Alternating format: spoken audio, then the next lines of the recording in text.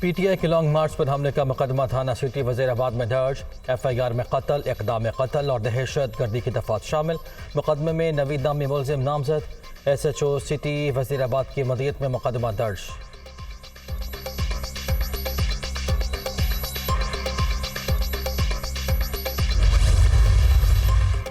تحریک انصاف نے عمران خان پر حملے کی درج ایف آئی آر مسترد کر دی۔ ہمارے نزدیک ایسی ایف آئی آر کاغذ کا بے وقت ٹکڑا ہے۔ فواد چودھری۔ عمران خان نے جن افراد کا نام لیا وہ ایف آئی آر سے غائب ہیں۔ فرمائشی ایف آئی آر کا نام تبدیل کر کے NRO رکھ دینا چاہیے۔ حماد اظہر۔ قاتلانہ حملے کو مذہبی رنگ دینے کی کوشش کی جا رہی ہے، فروخ حبیب۔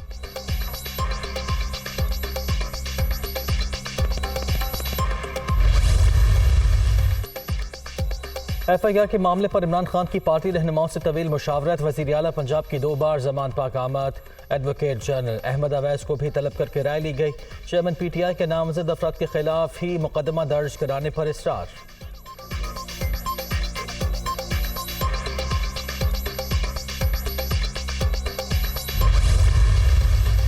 میری دائیں ٹانگ میں 3 گولیاں لگیں، بائیں ٹانگ میں لوہے کا ٹکڑا لگا۔ معمول کی سرگرمیاں شروع کرنے میں 4 سے 6 ہفتے لگ سکتے ہیں۔ 2 ماہ پہلے قتل کی سازش کا علم ہو گیا تھا۔ عمران خان کا امریکی ٹی وی کو انٹرویو۔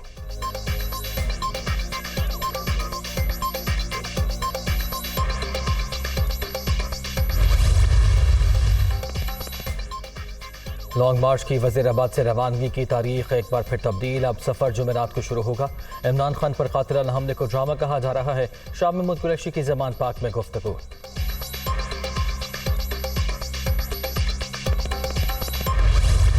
سپریم کورٹ کے کہنے پہ مقدمہ درج ہو جاتا ہے اور جو 3 نام انہوں نے بتائے وہی 3 نام آ جاتے ہیں، تو وفاقی حکومت کا اس پہ متوقع طور پر مطلب کیا آپ بھی قبول کر لیں گے یا کوئی ریئیکشن ہوگا وفاقی؟ دیکھیں، ہمارا تو بڑا واضح سٹانس ہے کہ کسی بھی ایسے ادارے جو ملک کے استحکام کی بنیاد ہو ان کو اس قسم کی سیاست میں انوالو کرنا جو ہے یہ ملک کے لیے تباہ کن ہے۔ تو اگر اس کی کوشش کو کامیابی ملتی ہے، کسی وجہ سے بھی ملتی ہے یا کسی سہارے سے ملتی ہے، تو وہ بڑی بدقسمتی ہوگی۔ میرے خلاف مقدمہ درج کروائیں، میں شامل تفتیش ہونے کو تیار ہوں۔ ایف آئی آر کے لیے سینئر آرمی افسر کا نام دینا مضحکہ خیز حرکت ہے۔ ملک کا قانون اتنا کمزور نہیں کہ کوئی فراڈیا کل جا کر چیف جسٹس یا آرمی چیف کے خلاف درخواست دے دے۔ اس قسم کا مذاق ملک کی بنیادوں کو کھوکھلا کر سکتا ہے۔ پنجاب پولیس نے سپریم کورٹ میں درست موقف اپنایا، رانا ثناء اللہ۔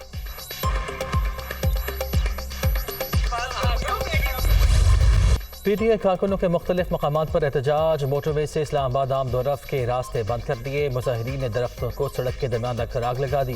گاڑیوں کی لمبی قطاریں۔ گوادر ہاؤس لاہور کے سامنے بھی احتجاج۔ کارکنوں کی نعرے بازی۔ راولپنڈی میں آج اور کل تعلیمی ادارے بند کرنے کا فیصلہ۔ ملک کی صورتحال کے پیش نظر تعطیل کا اعلان کیا گیا، نوٹیفیکیشن جاری۔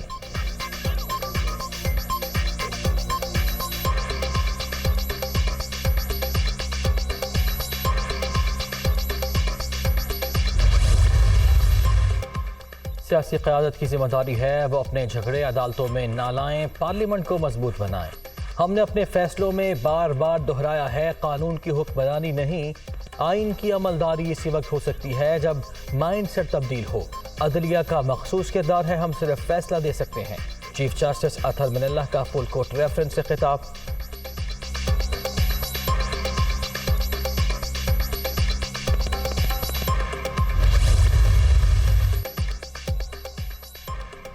موسمیاتی تبدیلی کا بوجھ منصفانہ طور پر تقسیم ہونا چاہیے۔ پاکستان میں سیلاب نے تباہی مچا دی، متاثرین کی بحالی کے لیے امداد کے منتظر ہیں وزیر اعظم شہباز شریف۔ عالمی برادری کی ذمہ داری ہے کہ وہ پاکستان کی مدد کرے، UN سیکریٹری جنرل۔ مصر میں مشترکہ نیوز کانفرنس۔ امید ہے COP27 کانفرنس موسمیاتی انصاف دلانے میں سنگی میل ثابت ہوگی۔ صنعتی ممالک کو اپنی ذمہ داریاں ادا کرنا ہوں گی۔ شہباز شریف کی مصر میں عالمی رہنماؤں سے ملاقاتوں میں گفتگو۔ اقوام متحدہ کے سیکریٹری جنرل، IMF کی MD، یورپی یونین کے صدر سے ملاقاتیں۔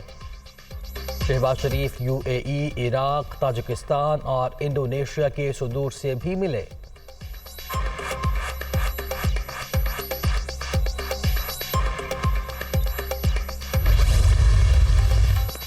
موسمیاتی تبدیلی پاکستان کے لیے بڑا چیلنج ہے۔ سیلاب کی تباہی کے بعد متاثرہ عوام کی بحالی ہمارا مشن۔ عالمی برادری مدد کے لیے آگے بڑھے۔ مستحکم افغانستان خطے میں امن کے لیے ناگزیر ہے۔ بلاول بھٹو زرداری کا امریکی ٹی وی کو انٹرویو۔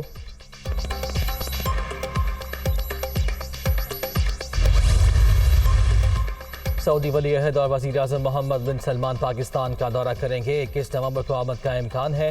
رواں ہفتے کے آخر میں سعودی عرب کی سیکیورٹی ٹیم پاکستان پہنچے گی۔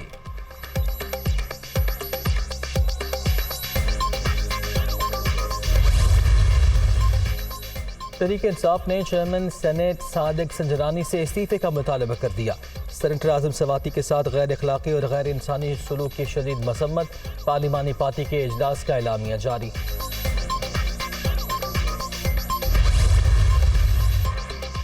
وفاقی حکومت صوبائی حکومتوں کے ہر معاملے میں مداخلت کر رہی ہے، رویہ ناقابل فہم۔ گلگت بلتستان کو بھی نظر انداز کیا گیا۔ ملک کی تمام اکائیاں ترقی کریں گی تو پاکستان ترقی کرے گا۔ وزیر اعلیٰ پنجاب چودھری پرویز الہی کی گلگت بلتستان کے وزیر اعلیٰ سے ملاقات میں گفتگو۔ خالد خورشید کا وفاق سے اپنے رویے پر نظر ثانی کا مطالبہ۔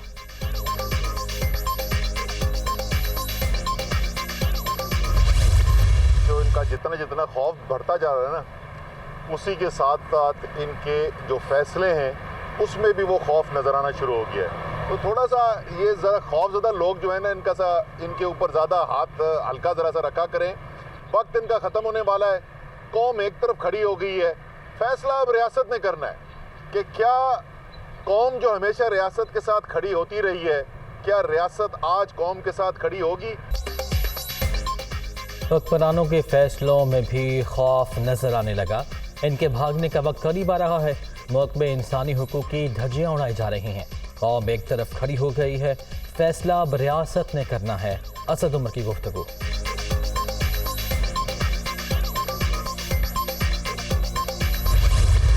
سیاست شروع ہوئی، جو پی ٹی آئی کا ایک وتیرہ ہے کہ ان کو ہر چیز پہ سیاست کرنی ہے، اور وہ لاشیں ڈھونڈ رہے ہوتے ہیں، وہ زخم ڈھونڈ رہے ہوتے ہیں۔ عمران خان کے کیس میں یاسمین راشد صاحبہ نے جناح ہسپتال سے 3-4 لوگوں کی ٹیم بنائی، اور اس ٹیم کو جو ہے وہ لے کر وہ خود شوکت خانم گئی، اور وہاں پر بھی لیڈی ڈاکٹر جو ہیں ان کو صرف اندر جانے کی اجازت ملی، باقی تمام جو ڈاکٹرز ہیں وہ باہر بیٹھے رہے۔ عمران خان صاحب کے جو ٹیسٹ ہیں وہ کسی سرکاری ہسپتال سے نہیں ہوئے۔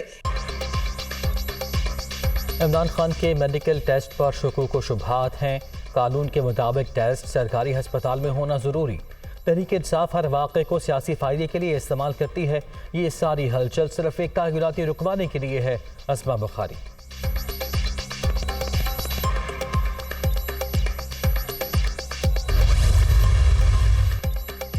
ایم کیو ایم سے تعلق رکھنے والی وفاقی وزیر امین الحق وزیر خزانہ اسحاق ڈار پر برس پڑے۔ کہا رویہ تبدیل کریں، میں وزیر نہ رہا تو آپ بھی نہیں رہیں گے۔ وزیر خزانہ آئی ٹی اور ٹیلی کام انڈسٹری کو ریلیف دیں۔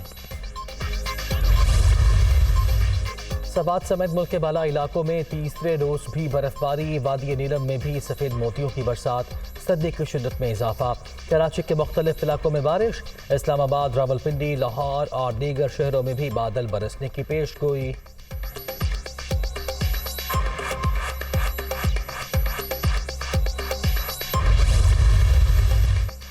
امریکہ میں وسط مدتی انتخابات کے لیے ووٹنگ آج ہوگی۔ ڈیموکریٹ اور ریپبلکن رہنماؤں کے درمیان کانٹے کا مقابلہ۔ ایوان نمائندگان کی 435، سینٹ کی 35 نشستوں پر مارکا ہوگا۔ 36 ریاستوں کے گورنر بھی چنے جائیں گے۔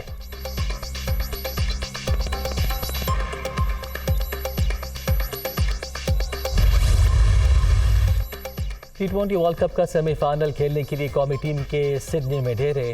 فائنل 4 مرحلے کے پہلے میچ میں پاکستان اور نیوزی لینڈ بدھ کو آمنے سامنے ہوں گے۔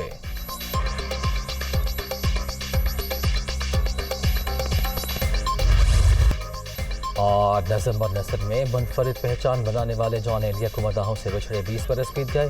اپنی شاعری کے ذریعے مداحوں کے دلوں میں آج بھی زندہ۔